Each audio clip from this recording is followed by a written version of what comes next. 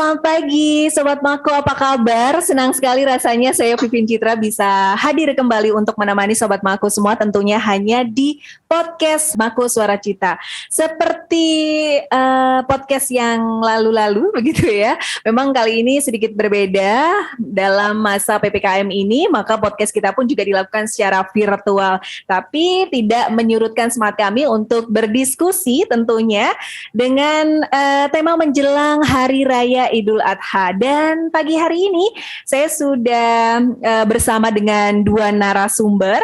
Yang pertama ada Dr. Elviatur Royha, SEMMAK CBV CRA CAMP.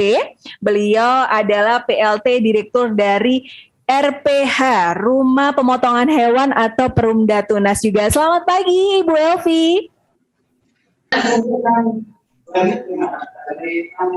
Ya, selamat pagi. Apa kabar Ibu Elvi hari ini?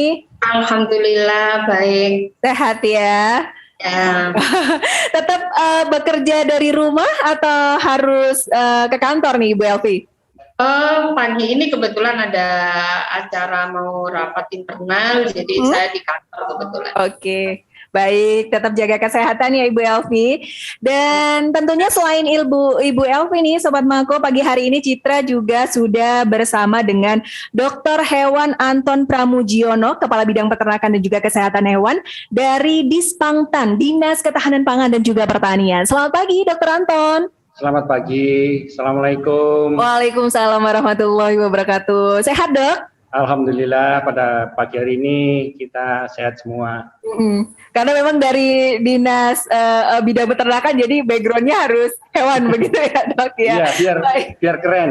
Biar keren, baik. Ini juga mengingatkan kita karena sebentar lagi juga menjelang Hari Raya Idul Adha, begitu nggak Dok?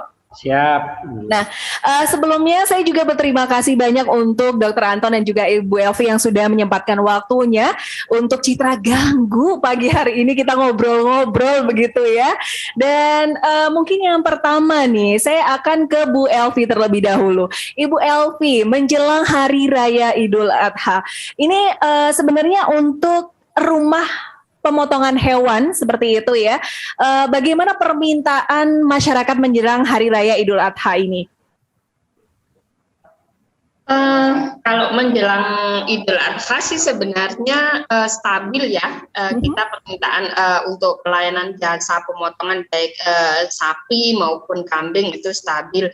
Tetapi nanti pada saat hari H biasanya dari record kami sebelumnya di tahun-tahun sebelumnya biasanya pada hari H Idul Adha sampai hari H+3 biasanya itu ada peningkatan jasa untuk pelayanan pemotongan hewan baik sapi maupun kambing. Oke, nah biasanya nih Bu Elvi, untuk jasa pemotongan hewan sendiri, ini biasa dilakukan di RPH atau mungkin memang bisa dilakukan di tempat-tempat masyarakat yang memang akan melakukan pemotongan hewan? Tidak, kita tetap dilakukan di RPH ya sesuai dengan ketentuan regulasi. Nah untuk yang reguler itu kita tetap di jamnya, jadwalnya di malam hari biasanya jam 11 malam sampai jam 5 pagi. Nah setelah itu mulai jam 6 sampai jam 4 sore biasanya kita pakai untuk khusus untuk pemotongan hewan kurban seperti itu. Oh begitu, jadi memang harus ada jadwal tersendiri seperti itu ya Bu? Ya. Oke, jadi supaya ini memang menghindari bentroknya jadwal begitu, karena kan memang kita tahu ya selain Idul Adha untuk permintaan hewan kurban ini kan hari-hari biasa kan juga tetap ada permintaan begitu. Apakah memang menghindari bentroknya jadwal, banyaknya yang menggunakan jasa atau seperti apa Bu Elvi? Ya. Yang pertama karena kan kita tetap melakukan memberikan pelayanan untuk yang reguler ya, untuk jagal-jagal reguler. Jadi itu untuk pasar-pasar tradisional tetap bisa supply daging seperti biasa sehingga jadwalnya tetap di malam hari. Nah kemudian kalau yang untuk layanan untuk pemotongan hewan kurban kita lakukan di pagi hari itu karena memang pertama menyesuaikan dengan tempat supaya tidak campur dengan yang untuk layanan pasar tradisional. Kemudian yang kedua, karena kan biasanya kalau untuk Idul Kurban itu untuk pemotongan hewan kurban kan harus disaksikan oleh sohibul kurban ya, pemilik dari hewan kurbannya, minimal itu 1 orang. Nah itu jadi kan tidak mungkin kalau misalnya itu dilakukan di malam hari, jadi biasanya di pagi hari sampai sore itu.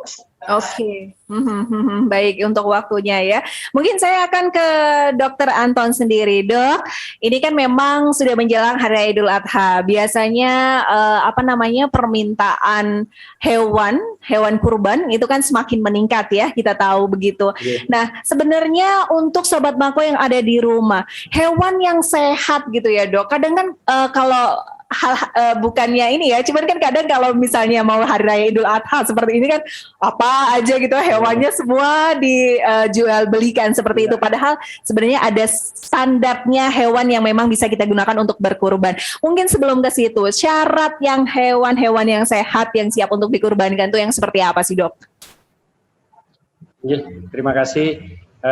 Selamat pagi semuanya. Assalamualaikum warahmatullahi wabarakatuh. Untuk hewan kurban memang ada persyaratan khusus. Yang pertama adalah hewan tersebut sehat, ya. Yang kedua adalah tidak cacat, ya. Yang ketiga tidak kurus. Kemudian yang keempat diusahakan yang berkelamin jantan, ya.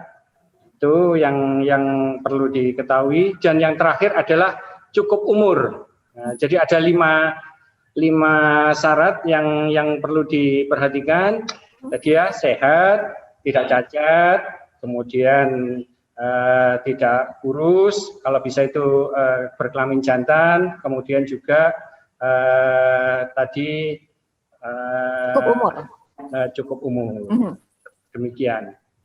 Oke, nah mungkin untuk yang ini, Dok, tidak kurus misalnya seperti itu ya. Ini memang apakah ada standar bobotnya gitu? Misalnya, ini siap dipotong, ini masih belum bisa untuk dilakukan pemotongan. Apakah ada standarnya untuk berat badan begitu? Iya, untuk standar berat badan memang tidak ditentukan, tetapi kita kan bisa melihat dari beberapa masyarakat itu sudah tahu, kemudian juga para penjual itu juga mengetahui, dan kita sering melakukan pembinaan kepada penjual-penjual itu bahwa yang dijual itu yang gemuk, maksudnya ada dagingnya. Kadang-kadang kan kelihatan kurus, terus bulunya kusam, terus kemudian kelihatan tulangnya itu ya kayaknya kurang pas untuk Idul Kurban. Ya, salah satu syarat yang penting kan seperti itu.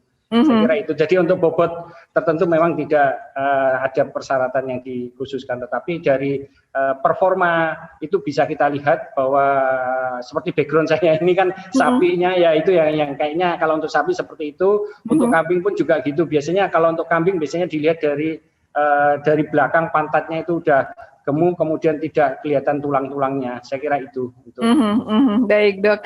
Tapi apakah untuk misalnya kalau kita ngomongin sehat gitu ya, Dok, kadang kan saking banyaknya hewan yang ada di sana, kemudian kadang pembeli itu berpikir untuk pinginnya yang dapatnya yang ya bagus gitu ya, harganya murah begitu. Secara kasat mata sendiri gitu, yang dikategorikan hewannya sehat itu yang bagaimana sih, Dok? Iya, kalau untuk hewan kurban yang sehat, yang pertama biasanya kita melihat dari mata, ya. Mata tidak biasanya bersinar, tidak ada cacat, biasanya ada belen ya kalau istilahnya orang Jawa itu, atau mungkin ada kotoran di matanya. Kemudian kalau kita melihat sekali pada semua lubang kumlohnya, jadi mulai dari mulut, hidung, telinga, dan dubur atau mungkin anusnya itu tempat pengeluaran tidak ada kotoran ya yang tersisa, atau mungkin kalau yang di mulut dan di hidung ada lelerannya. Itu salah satunya. Kemudian performa untuk dia berdiri juga perlu. Jadi kalau hewannya tidur, sapi atau kambingnya sebaiknya disuruh berdiri dulu, karena untuk melihat performa dia biasanya yang mengarahnya ke tidak sehat itu adalah sakit ya, atau mungkin cacat tadi atau pincang seperti itu. Jadi perlu dilihat itu juga. Kalau untuk kelamin jantan biasanya kalau diusahakan bahwa alat kelaminnya atau mungkin testisnya mungkin ya, atau buah jakarnya itu kalau bisa itu masih lengkap 2. Nah, jadi tidak, kalau istilahnya di teman-teman di jagal itu biasanya sanglir ya, jadi cuma 1 itu kurang afdol gitu ya. Jadi setelah kita lihat mulai dari tadi, mulai mata, kemudian lubang kumlohnya, yang tidak kalah penting adalah tadi ya juga gemuk itu kelihatannya performanya baik, kemudian tidak cacat tadi, juga bulunya. Kalau diusahakan bulunya mengkilat ya, jadi tidak kusam. Biasanya kalau kusam itu nanti ini kan pemeriksaannya sebelum, kalau untuk kesehatan kan biasanya kita melakukan pemeriksaan antemortem. Jadi pemeriksaan sebelum dipotong. Jadi itu yang perlu kita cermati terhadap hewan kurban yang sehat. Saya kira itu mungkin. Oke. Jadi memang harus dilihat dulu gitu ya, Dok ya, tidak langsung asal membeli gitu ya. Apalagi memang kadang ada beberapa orang yang tidak bisa datang di tempatnya, jadi mungkin melakukan secara daring atau bagaimana.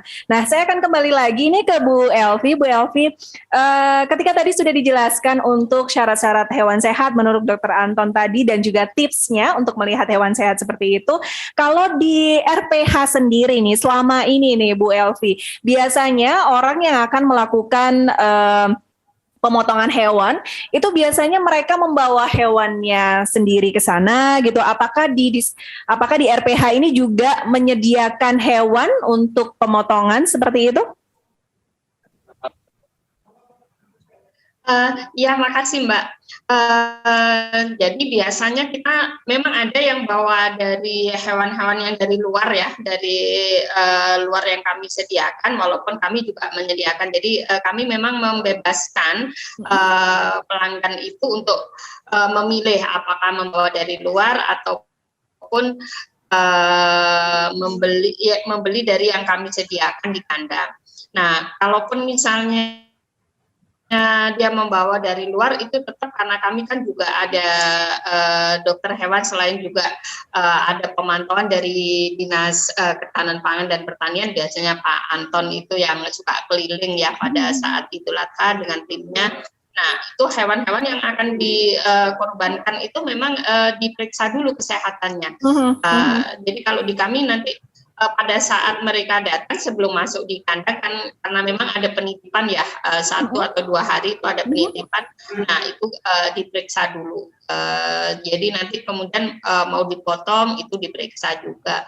Terus nanti setelah dipotong pun ada yang namanya care master. Nah, itu diperiksa juga kelayakan dari dagingnya sendiri. Jangan sampai nanti kadang-kadang seperti pengalaman tahun kemarin juga hewannya misalnya sehat ya pada saat sebelum dipotong, tetapi ternyata pada saat dipotong masih ditemukan cacing hati atau apa seperti itu. Nah, makanya untuk pemeriksaan hewan maupun daging itu dilakukan melalui tahapan-tahapan, di setiap tahapan itu diperiksa. Gitu. Oke, baik. Nah, mungkin Sobat Mangko juga penasaran nih Bu Elvi ya, kalau misalnya kita melakukan pemotongan hewan di RPH sendiri gitu, berapa sih budget yang harus dikeluarkan atau biaya yang harus dikeluarkan masyarakat nih? Oke, jadi kita ada beberapa layanan Mbak untuk di RPH ya. Jadi mulai dari kalau tarif sih seperti biasa. Nah, tetapi nanti untuk prosesnya itu jadi ada yang hanya motongkan saja dengan pengulitan. Nah, itu tarifnya sendiri. Kami sudah menerbitkan setiap tahun itu kita menerbitkan peraturan direksi berkaitan dengan tarif pelayanan untuk hewan kurban. Nah, kemudian selain pemotongan dan pengulitan nanti ada cuci jeroan. Kadang-kadang kan ada yang jeroannya enggak mau nih kan gitu. Kemudian, nah kita juga ada layanan butchering. Butchering itu jadi kita memotongkan sampai kecil-kecil gitu. Biasanya ada misalnya pelanggan itu yang hanya minta belah 4 aja, belah karkas jadi 4, ya udah berarti setelah disembelih kemudian dikulit kuliti dipotong jadi 4 bagian, bisa dibawa. Nah, tapi ada juga yang sampai bacer itu jadi dipotong sampai kecil-kecil, misalkan minta 1 kiloan atau berapa kilo gitu. Nah, karena kan kami kan menggunakan mesin potong ya, mesin potong gergaji tulang dan sebagainya, jadi pelaksanaan itu bisa lebih ketat. Ini untuk menghindari kerumunan di luar juga. Jadi kan biasanya kalau misalnya di musola, di masjid itu kan yang paling banyak kerumunan itu kan pada saat motong jadi kecil-kecil nimbangi kayak gitu ya. Nah, ini kami juga ada layanan untuk packaging dan kemasan. Jadi kalau layanan packaging dan kemasan itu kita sudah dalam bentuk plastik gitu ya. Jadi misalkan minta 1 kilo ya ditimbang 1 kiloan terus nanti dikemasi gitu. Nah, itu untuk packaging dan kemasan 400.000. Jadi untuk tadi untuk pemotongan dan pengulitan, kalau pemotongan dan pengulitan aja itu 550.000. Nah, kemudian untuk bacer itu 350.000. Kemudian kalau sampai di packaging dan kemasan itu 400.000. Nah, kemudian biasanya kami juga ada lagi layanan tambahan, jadi kita akan antar sampai di lokasi, bukan di pendistribusian ya, tetapi sampai di lokasi. Misalnya biasanya kami ada institusi gitu ya, sampai di kantor gitu, atau misalkan itu masjid ya sampai di lokasi masjid. Nah, pengiriman ini kami lakukan dengan mobile cold storage, pendingin ya. Jadi memang khusus kendaraan khusus untuk mengangkut daging. Sebenarnya butuh berapa waktu sih Bu untuk melakukan pemotongan? Apakah memang dibutuhkan waktu yang sangat lama? Karena kalau kita lihat tadi ya prosesnya dipotong, kemudian dipilah-pilah, kemudian baru dilakukan distribusi dan sebagainya. Butuh berapa waktu? Jadi kalau pada saat pemotongan dan pengulitan itu sekitar 15 sampai 30 menit aja sih sebenarnya ya.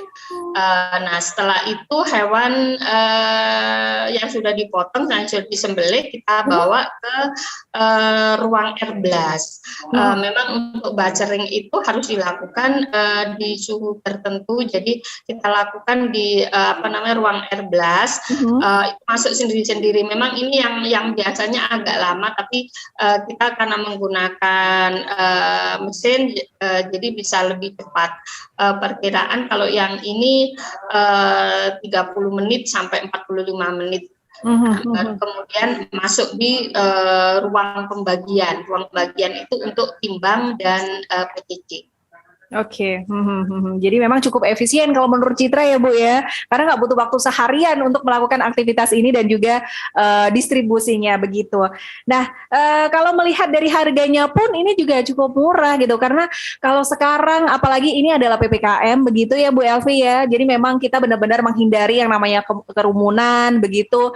Jadi rumah pemotongan hewan ini memang sangat efisien untuk dijadikan pilihan ketika kita melakukan kurban begitu. Nah, Bu Elvi, mungkin gitu ya, selama ini gitu kan, selama pandemi mungkin atau mungkin sebelumnya pandemi gitu, dalam satu hari di Perumda Tuna sendiri, ini bisa melakukan pemotongan hewan kira-kira berapa banyak nih Bu Elvi?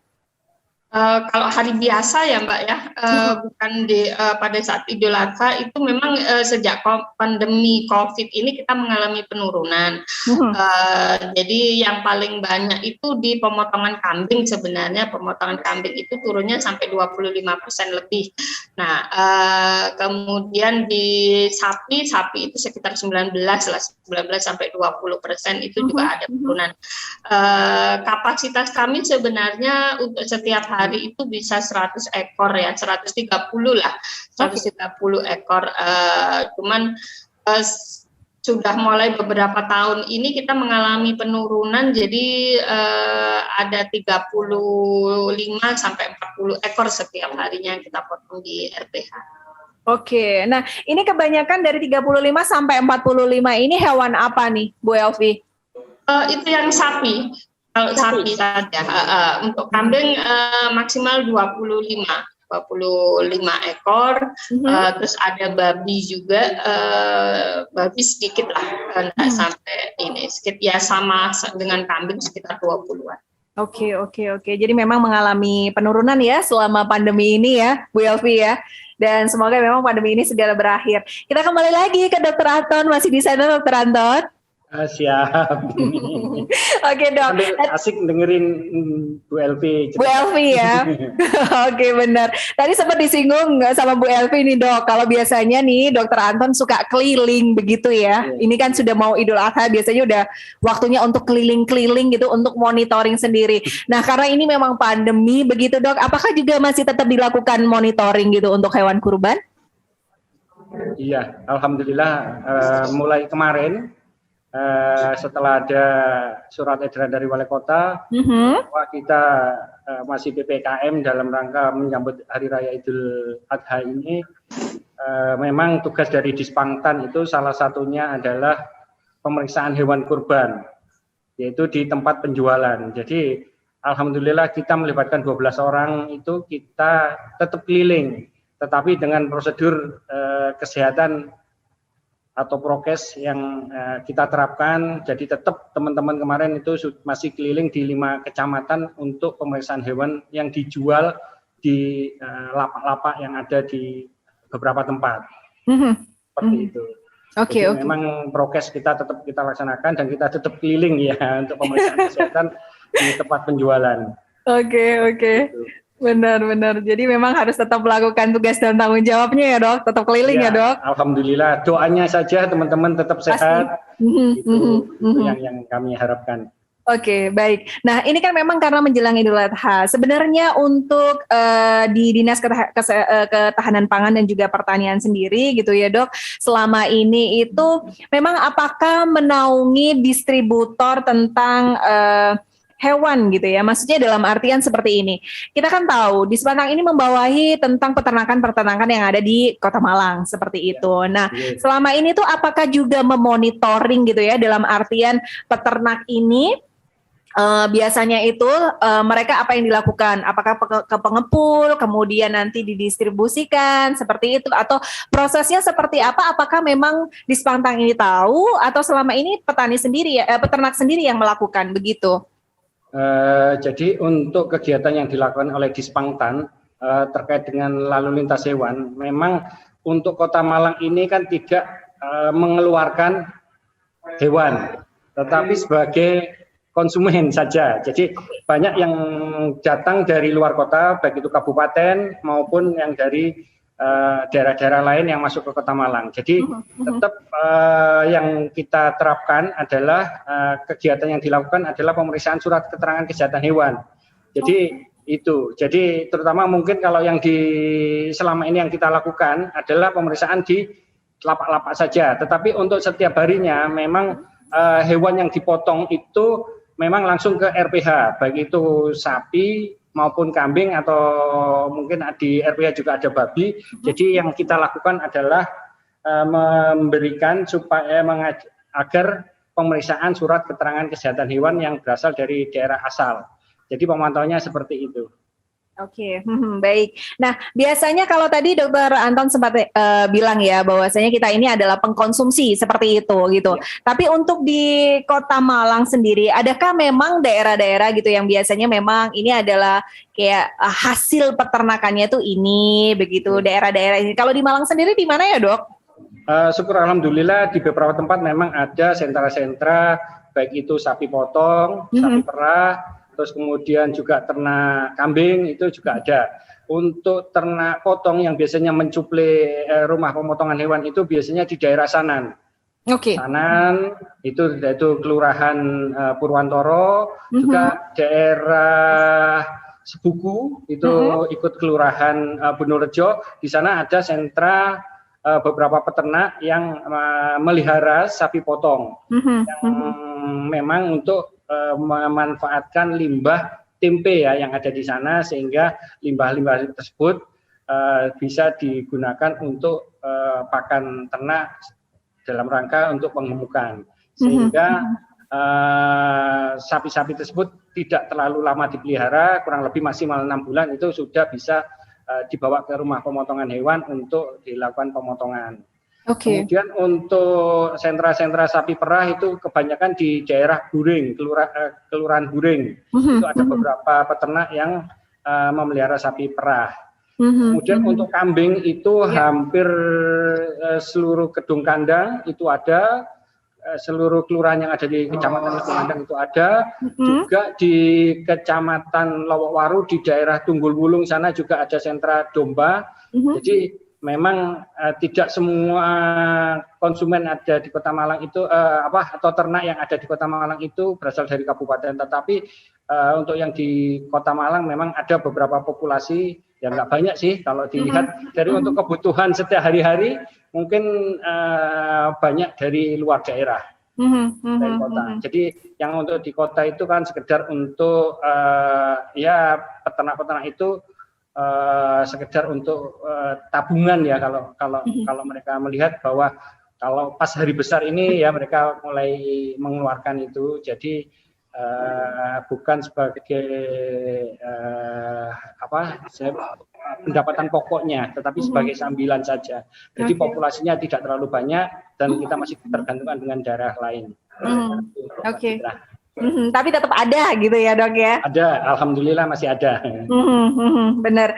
Dan sebenarnya bisa dilihat nggak sih dok menurut data gitu ya dalam 1 bulan gitu jumlah pasokan daging kayak gitu-gitu tuh, atau jumlah misalnya hewan ternak itu berapa? Terus tadi kan dokter juga sempat mengatakan bahwasanya kalau misalnya Idul Adha ini mereka yang akhirnya side job menjual hewan gitu. Apakah memang juga ada standarnya gitu untuk harga sendiri seperti itu dari Dispangtang itu, apakah memang ada standarnya begitu, dok? Kalau untuk penentuan harga hewan kurban, kita tidak mempunyai harga yang standar, tetapi kita ketergantungan dari pasar dan juga permintaan dari masyarakat. Jadi kalau untuk saat ini kita pun juga memantau harga tersebut. Kalau untuk kambing kurang lebih sekitar 3 juta sampai ada yang untuk kambing ya sampai 7 sampai 8 juta. 3 sampai 8 jutaan. Kalau untuk sapi berkisar sekitar 17,5 juta sampai ada yang kemarin itu 35 juta. Itu yang kita pantau hari kemarin. Sedangkan untuk distribusi daging yang masuk ke Kota Malang memang ada. Karena Kota Malang sendiri untuk RPH sendiri masih kurang ya. Jadi memang kita masih mendatangkan juga daging dari luar Kota Malang, terutama dari kabupaten yang berasal dari rumah pemotongan yang ada di kabupaten. Saya kira itu untuk distribusi daging. Kota Malang sendiri masih kurang untuk kebutuhannya. Baik. Kalau memang melihat standar harganya begitu ya dok, tadi sudah dijelaskan sama dokter Anton. Karena biasanya nih dok ya, karena menjelang Idul Adha itu biasanya harganya sudah mulai tidak stabil begitu kan. Kalau biasanya hari-hari biasa mungkin di harga berapa, kemudian karena ini Idul Adha banyak yang memanfaatkan momen seperti itu. Baik, kita akan kembali ke Ibu Elvi sendiri nih. Ibu Elvi, tadi sempat Dr. Anton juga menyinggung mengenai RPH sendiri. Kalau di Kota Malang ini kan memang tidak sebanyak seperti di luar Malang begitu. Nah untuk Idul Adha mungkin karena ini pandemi, kemudian orang jarang untuk keluar rumah seperti itu. Apakah di RPH sendiri ini juga melakukan pembelian secara daring? Konsumen mungkin bisa memilih seperti itu atau bagaimana nih untuk PPKM kali ini gitu? Ya sebenarnya sih semenjak tahun kemarin ya Mbak ya, kita sudah punya aplikasi jadi bisa ini di RPH Kota Malang aplikasinya. Nah kemudian untuk harian bisa juga WA. Nah itu biasanya bisa dikirim sampai di tempat. Oke, jadi memang ini memudahkan begitu ya Bu Elvi ya? Betul, ya. Dan kami juga kan selalu ready ya, walaupun ini ada yang frozen, ada yang fresh. Kalau yang fresh memang tidak bisa mendadak, biasanya 1 hari sebelumnya gitu harus pesan. Tetapi kalau yang frozen itu kami selalu ada. Oke. Nah, sejauh ini tinggal beberapa hari untuk hari Idul Adha ini, apakah sudah mulai banyak pesanan begitu, Bu Elvi? Kami ini biasanya melayani bukan retail ya Mbak ya, kebanyakan dari kami itu melayani dari ini untuk gerai-gerai yang ada di Kota Malang, jadi gerai daging gitu ya, gerai daging yang modern seperti itu. Kemudian ada juga hotel, resto. Biasanya kami melayani industri-industri seperti itu. Oke, sejauh ini distribusinya untuk wilayah Malang atau sampai di luar daerah Malang, Bu Elvi? Ada juga yang sampai di kabupaten juga, Kabupaten Malang, beberapa industri, karena memang gini Mbak, kalau untuk industri itu kan khususnya industri pangan ya, industri minuman dan makanan dan minuman itu kan memang diwajibkan ada sertifikat halal oleh pemerintah. Nah, kalau sertifikat halal berarti bahan-bahan itu harus bisa bahan-bahan produknya itu harus bisa menunjukkan harus tersertifikat halal juga gitu. Nah, kebetulan memang di kami untuk semua produk kami itu dan layanan baik produk barang ya, jadi daging segala macam itu, kemudian juga produk layanan itu kami sudah tersertifikasi halal. Nah, karena itu beberapa industri makanan misalkan untuk kue-kue dan sebagainya, hotel, restoran itu di luar Kota Malang juga akhirnya karena untuk kebutuhan itu maka mereka biasanya mengambil bahan-bahan itu dari kami. Oke, baik. Baik, sekali lagi terima kasih untuk Ibu Elvi dan juga Dr. Anton. Mungkin yang terakhir nih, Ibu Elvi mungkin ada statement yang ingin disampaikan untuk masyarakat menjelang Hari Raya Idul Adha sebelum kita ke Dr. Anton. Iya, kalau untuk harian mungkin yang perlu kita sampaikan ke masyarakat adalah bahwa mengkonsumsi daging itu juga mesti harus diperhatikan baik dari segi halalnya, kemudian juga dari segi higienitasnya. Nah, kalau dari segi halalnya itu kita juga dari jagal-jagal yang biasa motong di RPH itu kan kita sudah sertifikasi semua, prosedur proses itu kita lakukan sesuai dengan syar'i ya, dengan aturan syariat. Kemudian juga untuk higienitasnya itu juga harus diperhatikan. Jadi apakah itu untuk memastikan apakah itu hewan itu sehat atau tidak, kemudian dilakukan sesuai dengan prosedur kesehatan atau tidak.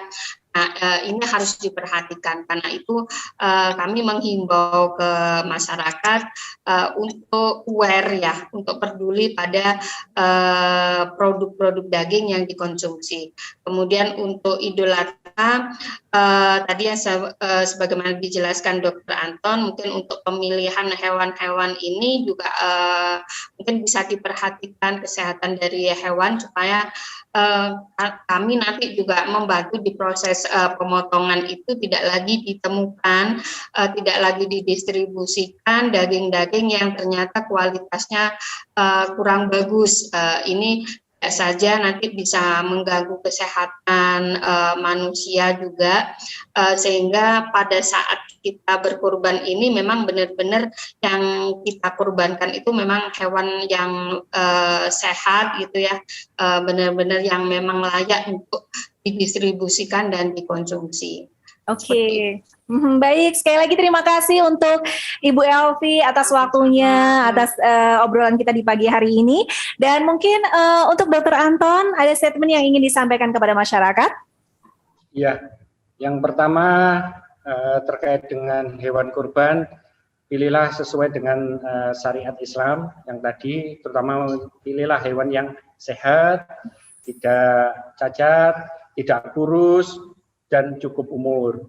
Kemudian tidak kalah pentingnya dari hewan-hewan tersebut juga perlu penanganannya pada saat akan disembelih. Jadi hewan punya terkait dengan kesejahteraan hewannya. Jadi terkait lalu lintasnya, kemudian penampungan sementaranya itu harus dipenuhi juga. Dan yang terakhir tidak kalah pentingnya nanti adalah produk dagingnya itu yang berasal dari pemotongan baik itu di rumah pemotongan maupun di tempat-tempat masjid atau musola atau tempat lain, tempat pemotongan hewan kurban itu terjamin keamanan, terus kesehatannya, kemudian keutuhannya serta kehalalannya. Kalau kita punya joknya adalah terkait dengan asuh, aman, sehat, utuh, dan halal seperti yang disampaikan oleh Bu Elvi tadi. Saya kira itu yang perlu diperhatikan oleh masyarakat kita sehingga produk daging yang akan diberikan kepada yang berhak menerimanya itu sama dengan apa yang kita konsumsi. Jadi daging yang asuh, aman, sehat, utuh, dan halal. Oke, baik. Tambah toyiban, saya kira gitu. Terima kasih. Baik, terima kasih banyak Dr. Anton. Sekali lagi juga terima kasih banyak untuk Ibu Selvi atas waktunya dan mohon maaf kita akhirnya mengganggu di pagi hari ini seperti itu ya. Dan jangan lupa untuk selalu jaga kesehatan gitu ya. Dan tetap menjalankan tugas dan juga tanggung jawabnya seperti itu. Sekali lagi terima kasih banyak, sukses selalu dan salam sehat. Terima kasih, salam sehat kembali. Ya, Waalaikumsalam. Waalaikumsalam. Nah, demikianlah Sobat Mako obrolan Citra dengan Dr. Anton ya, selaku Kepala Bidang Peternakan dan juga Kesehatan Hewan Kota Malang, kemudian juga dengan Dr. Elviatur, Ibu Elvi. Beliau adalah PLT Direktur RPH Rumah Pemotongan Hewan. Dan kita akan kembali lagi di lain kesempatan dengan waktu dan juga tema yang berbeda. Akhirnya saya Pipin Citra pamit undur diri. Sampai jumpa.